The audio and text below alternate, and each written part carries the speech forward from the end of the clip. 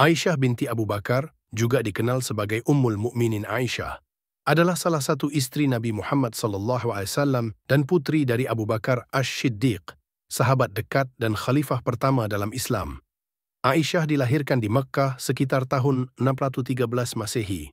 Ibunya adalah Ummu Ruman binti Amir. Aisyah menikah dengan Nabi Muhammad SAW pada usia yang sangat muda.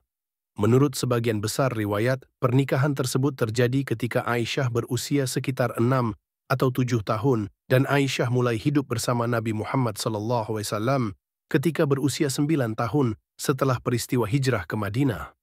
Pernikahan ini dianggap sebagai pernikahan yang diberkati dan memiliki banyak hikmah di baliknya. Aisyah dikenal karena kecerdasannya, daya ingat yang tajam, dan pengetahuannya yang luas tentang agama Islam. Dia merupakan salah satu perawi hadits yang paling banyak, dengan sekitar 2.210 hadits yang diriwayatkannya.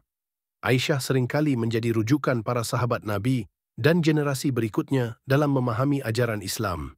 Selain sebagai istri Nabi, Aisyah juga memainkan peran penting dalam pendidikan dan penyebaran ilmu di kalangan umat Islam.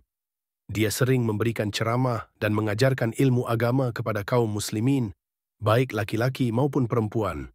Aisyah juga dikenal karena keterlibatannya dalam beberapa peristiwa penting dalam sejarah Islam, termasuk Perang Jamal, yang merupakan konflik internal pertama dalam sejarah Islam. Aisyah memiliki pemahaman yang mendalam tentang Al-Quran dan hadits, serta hukum-hukum syariah. Banyak fatwa dan keputusan hukum yang diambil berdasarkan pengetahuan dan pengajarannya. Dia juga dikenal sebagai sumber terpercaya dalam berbagai bidang ilmu, termasuk fiqh, tafsir, dan sejarah Nabi Muhammad SAW. Setelah wafatnya Nabi Muhammad SAW, Aisyah tetap menjadi figur sentral dalam komunitas Muslim. Dia terus mengajarkan ilmu dan memberikan nasihat kepada para khalifah dan sahabat lainnya. Aisyah hidup selama beberapa dekade setelah wafatnya Nabi Muhammad SAW, menyaksikan perubahan dan perkembangan dalam komunitas Muslim.